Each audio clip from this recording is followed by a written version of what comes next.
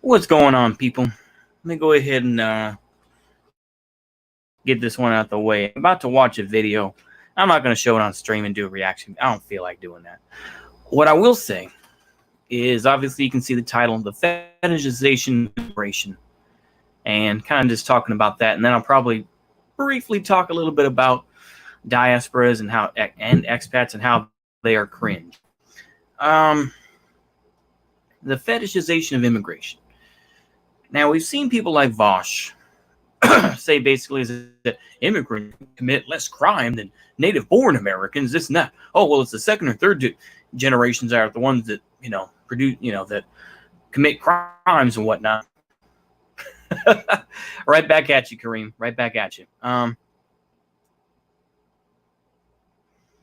Mexicanos are based. I don't have a problem with Mexicanos. I don't have a problem with Mexicans. I'm just saying is that I'm more attacking the folks that are preaching it more than, immigrants themselves. It's like, they just want to find a better life. I can understand that. But I don't really care for the people that are fetishizing it. So let me get into it for a minute. Let me get into it, and then you can leave your comments if you want to, Kareem. Also, sorry about that comment on the other video. I did see it, and you're absolutely right. Is that the in Baltimore, of course, I was thinking back, the black Anprims, and they literally dropped a bomb, and these black Anprims destroyed, a whole fucking city block in Baltimore. And yet no one ever talks about that. Yeah, people who preach diversity live in neighborhood, white suburbs. Yeah, exactly. That's basically kind of what I'm talking about. People like Vosh, who have admitted to growing up in a nicer part of LA. I would really love to see if I knew more about LA, or if there was someone who was an LA native who like grew up in like East LA or grew up in South Central or maybe even Compton, or even, grew up in somewhere like Nickerson Gardens or Jordan Downs projects. I would love to see that. People like Vosh talking to people like that, because of course they would school him on what LA was, as a whole. Because people like Vosh, they were rich kids. Once again, it proves the fucking stereotype. People like Vosh, you live in LA? Okay. Well, I'm not going to dox you, my man. So don't worry. I'm not going to, I'm not going to ask you specifically, but I'm sure, LA County is a huge, I would say. I'm kind of getting off track, but basically, people like him fetishize immigration. They fetishize this idea. It's like, oh, well, it just less crime, this and that. And a lot of people have said this is kind of like the Cato Institute and talking about kind of like neocons. Even Bernie Sanders said that open borders is a Koch brothers policy. Now, of course, I think that, people were kind of mad at how the shit libs really own him. And, ultimately he changed his views. But there is this fetishization.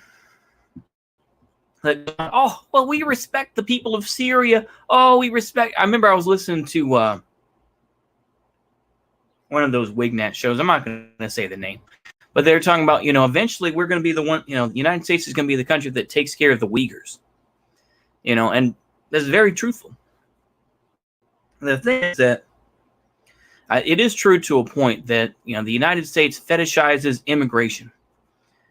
Or at least, certain groups fetishizes immigration where native-born Americans can't even be getting good paying jobs. Like you always hear this type of thing where it's like, oh, well, you're not going to see white folks out there picking, picking vegetables or whatever the case may be, or picking, your own carrots or whatever the case may be. Yeah, that's true to a point. But what's the flip side of that? The flip side of that is you can't live on what they want to pay. So once again, this goes back to capitalism. Capitalism is the one. There's always going to be a reserve labor force that has to be involved with getting people, to get folks into the system. And there's a point, even lower class whites that live in the trailer park, on the edge of town or something like that. Even they're going to be like, hey, I can't afford anything just doing that, So this whole idea that, oh, well, they're not willing to do that. Oh, they're not willing to pick vegetables or whatever the case may be. It's like half the time, a lot of this stuff is mechanized. Half this stuff is mechanized by this point. It's like they can get a tractor that goes behind and can pick out, potatoes and everything else. I mean, that's the type of world we live in. Like, it's why I don't get this fucking argument where it's just like, oh, well, immigration's a bad thing. Or, excuse me, yeah, immigration is in general not a good. I would say that, oh, well, immigration, enriches our societies. It's like a lot of Wignats, a lot of, Ma West, Ma Say West type of folks did talk about this back in 2015. And, of course, the poster child was Sweden. And, that's a whole different thing. But it's in general, it gets to be a raw deal. So when 30% of the population, I'm speaking for the United States, when 30% of the population currently is unemployed, it doesn't help anybody. It's like, yeah, migrants aren't going to be able to find that much work either. There's this fetishization that people think that somehow, once they get to America, that suddenly, oh, well, we have seen, and people like that are going to they're going to be nipped in the bud, because these folks are not going to join you. Maybe second and third generations will, because they're going to be woke and everything else. Maybe some of them have been to college or whatever the case may be. But, the first generation that are going to come in, they ain't going to want to stand with you. And the ones that aren't woke, that went to college and, had all this sort of intersectionality taught to them and everything. Only soy boys eat from those garbage cans. Yeah, fair enough. But basically what I was going to say is that, immigration is a complicated situation. And of course, like I say, a lot of people were angry when that one girl was killed by a Mexican dude. And of course, we later found out that she was very much one of these, these anti-white whites. And that basically, it was ironic because he was working on a farm, of the Republicans and everything else. And of course, her dad was like, oh, well, I like tacos. I'm saying it's a very complicated situation, and eventually, there was a time in the United States. Now I'm going to sound like a Republican. I'm going to sound more like, a Wignat here, but it's like there was a time when you had to learn English. You had to be forced to speak English. Now, people don't have to. You can live in a small little neighborhood, and you can only, you only have to speak Spanish, or you only have to speak, Mandarin to a point, or speak, Vietnamese, or whatever the case may be, and you don't have to go out beyond that. You just have to have a family member that speaks English, or two of them, and then they keep, just a meme for whites to keep control, civil rights groups. Yeah. You have to remember too is that, we think of people like Cesar Chavez. Cesar Chavez, of course, who organized California fruit picker, not fruit, but vegetable growers. And of course, they still have a flag, which ironically, is very National Socialist like. And of course, he wanted immigrants out too, because they wanted to be, they wanted to keep their jobs. This is one of the hardest things I can understand. I'll try to keep this short because it's just me ranting right now. There's no actual facts. There's nothing actually I can back this up with. But it's like, how can you be a leftist and support a union, but then also support immigration? Those don't mesh. That does not work, because ultimately, are you going to want to pay, if you're a company, and let's say you're putting in a new plant or something like that, or you're putting in a new, you're building a new factory, and are you going to work? Are you going to have, the union guys who are doing the plumbing that are going to have to be paid however much money an hour and have all these benefits and everything else, or are you going to hire, whoever the case may be? Yeah. Multilinguality is good. Most people should learn languages outside of English. Yeah, but the whole thing is that there should be a common language. Yeah, there's nothing wrong with learning other languages, but you live in the United States, regardless of the evil Native Americans, is that you should learn English. Just as if I lived further south, it's like, yeah, I live in Texas, but I would say make it an idea where you learn Spanish in addition to learning English. So yeah, I can believe that to a point. And of course, yeah, we're all going to have to learn other languages. So yeah, we're going to have to learn Mandarin. We're going to have to learn Spanish, of course. We're going to have to learn Russian to a point. I mean, who knows? Probably not Russian, but still. So yeah, I understand that. But it's like at the end of the day, there has to be some sort of commonality, some sort of lingua franca that everybody knows and everyone kind of agrees to standards. These, the thing is that, we saw it even in the LA riots. Guess what? Koreans defended their property. Koreans were the ones, ready to, strap up. Same thing with the Arab communities that you saw in Minneapolis, right? Rooftop Arabs, they have their guns ready. They say, hey, you ain't going to take my stuff, So you get that sort of mentality. That, to me, immigration, there are a lot of causes for it. You can say, oh, the war in Syria, it's just, I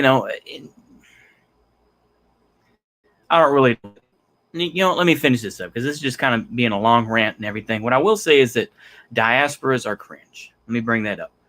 Is that you will have these folks who are maybe second or third generation Palestinian, and they'll continue to LARP about, oh, well, Islam is wrong or Islam is so bad for women, but free Palestine, free Palestine. Shut the hell up.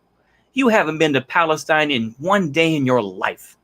You haven't been to Jordan or have to deal with what, Palestinians have to live in, Jordan or in Lebanon or even just whatever is left of Palestine. So shut your mouth. I'll just say that. It's like, for me, being a white guy, being a mixed European race sort of hunky that I am, I'm so disconnected. I don't know where the hell I'm from. We're talking like, for me, maybe 4 or 5, maybe even 6 generations deep. I don't know anything else. But I've said that numerous times. What I will say is basically immigration is going to happen. All right. Immigration is going to happen. We can all be, pretend to be weak nats and be like, oh, well, we're going to have a white ethno state. That's not going to. All right. I know that. And you know that. But the thing is, though, is that there needs to be a common understanding, a common language that everybody is taught. And, you can have Islam, you can have, Buddhism or whatever religion, but it's like there needs to be understanding between one another. And once again, it's like, people bring bad habits with them. Of course, Europeans did too. I know. And of course, I know what people are going to say. I know I've seen the arguments, and I do have a book, which I should probably read a bit more of, which is, of course, well, the Irish and the Italians were seen as white for a long time. You know what happened? Let's talk about what happened with that for a minute. Let's talk about what happened with that. Is that eventually there was Tammany Hall, which was kind of like a Mason group, but basically it was Anglos only. It was a WASP organization. You had people like Honest John Kelly. I'm looking at the title right now. Honest John Kelly, an Irishman who joined the who joined this group called Tammany Hall in New York. Honest John, John Kelly, of course, he was pretty corrupt, and of course, he was seen as this way, and eventually the Irish became quote unquote white. It's the same thing with the Italians. Italians had their gangs. They had the bad image of people like Al Capone, and you had images of people like Lucky Luciano and everything else like that. But what happened? Well, you had people like Fiorello LaGuardia, who became mayor of New York. You had, a lot of different folks who became restaurateurs. They were making pizza, making pasta and everything else. Look at people like Chef Boyardee. Chef Boyardee, as we say, but I think it's actually Boyardee. these folks became legitimate because they melded into the system. Yeah, their Italianness is still there. I don't know. It's just basically what I'm saying is you get these folks who just fetishize immigration and really don't understand that, just like anything else, it's a delicate balance. And you'll get this idea, of course, where it's just like, oh, well, to a point, I'm sure people will disagree, but to a point, is that in general, you will just bring the old country to this new country, So, I can get into what people talk about with the United Kingdom. That's their business, and you want to talk about, Rotherham and all that and say how bad it is. But yeah, the Irish Mafia became the police force. Yeah, exactly. That's true. Same thing with that goes back to like the 4 Points gang, and it goes back to all those different, remember I was watching a documentary on Al Capone, and he was part of a gang called the 40 Thieves in New York. And he had apparently killed somebody and left because he was in Brooklyn. He was in the Brooklyn borough. And then he fled to Chicago. And of course, then he worked with Big Jim Colosimo. And I'm surprised I remember that. I can't think of the other guy's name. Oh, Johnny Torrio. That's it. Yeah, Johnny Torrio. And Big Jim Colosimo was a pimp.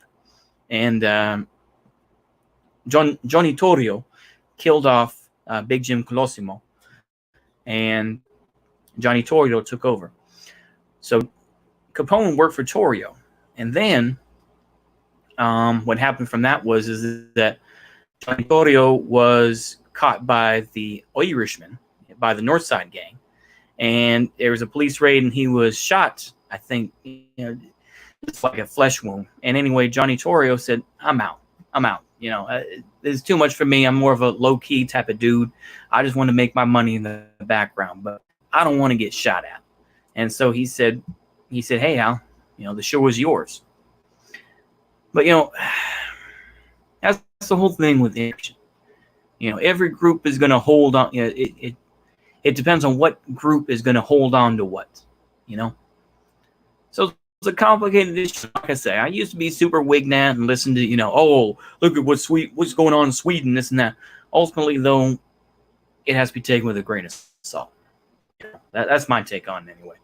I don't know if Kareem agrees with me. That's fine. He disagreed with me about what I said about Jason Unruh, what I was talking about with China. That's fair. That's fair. And I was probably LARPing a little bit when I said that, Chinese respect Chinese history. Yeah, it's probably Fei Hua. I've watched too many Shaw Brothers movies and everything else like that. It colors my views on things. All right, I'll admit I have my biases, just like anything else.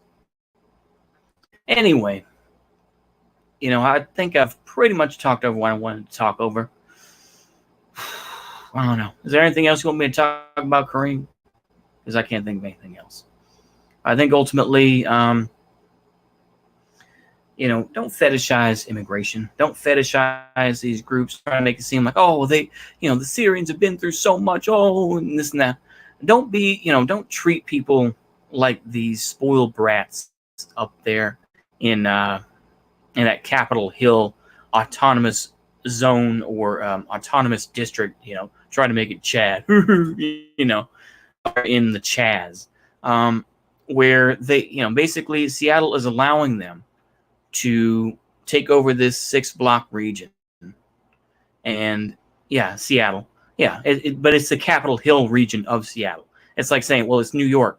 It's Brooklyn, and even then it's like it's Flatbush, Brooklyn. It's a certain part. So yeah, I'm just being, Seattle. But yeah.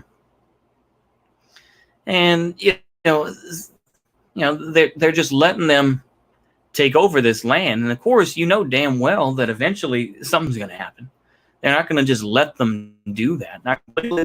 I can't imagine that anyway, because if you actually do that, it's just going to be a chain reaction. I saw this on Twitter, is that it's going to be a chain reaction where once you do that, then other places are going to say, hey, we're going to have this little area to take over. We're going to have this place to take over, And yeah, police don't think they're a threat. Yeah, that's true. But also, you need to put into context, though, is that the Seattle police, the Seattle school district, as well as the Seattle University, have denied the police or the National Guard from using their property, using their parking lots or anything else as a staging area. So the school district has revoked the contract that they have with the Seattle Police Department, at least according to what I read. So there's a lot of other issues behind that. But like I say, that was kind of a long ranting type of thing. Like I say, ultimately, look, I live in reality. I'm not going to live in Wignat land where it's just like, oh, we're going to have a pure white ethno state where everyone speaks English and, we're going to go back to the past and whatnot. I know that's going to happen. I know that. But the reality is that, people, whenever you get a lot of immigration, a lot of the time you think that it's the crackers that are going to be, causing trouble. No, the crackers are giving in. They're saying, oh, we're so sorry for, supremacy. And these other folks are going to be like, haha, we're going to walk all over these motherfuckers. That's all they need to do. Oh, the leader committed suicide. Word? Okay. Damn. Oh, is that who? Oh, is that the tranny who sexually assaulted? Oh, I know who you're talking about. I think, Kareem. I think I know who you're talking about. Oh, word. I saw that on I think Vasta talked about that. Vasta 213 on Twitter. I was like, oh shit. Okay. I know who you're talking about now. Okay. Yeah, because they've been through multiple partners. Oh, yeah. Okay. Oh, damn. Anyway, I've rated their Discord server. There you go. Yeah. It's too easy to raid Discord. I mean, it's too easy. I go to steal memes. That's all I do on Discord. But yeah. Oh, shit. I mean, Telegram, any of these types of things can be broken into. Anyway, I'm glad Kareem cleared a little bit of that up, but yeah, I think I'll keep it there. Like I said, it's a complicated thing, man. And like I say, I'm trying to be practical. I'm trying to be realistic about what the future is going to hold. And I think that's all we can say. So I'll see you later, folks. Have a good one. Bye-bye.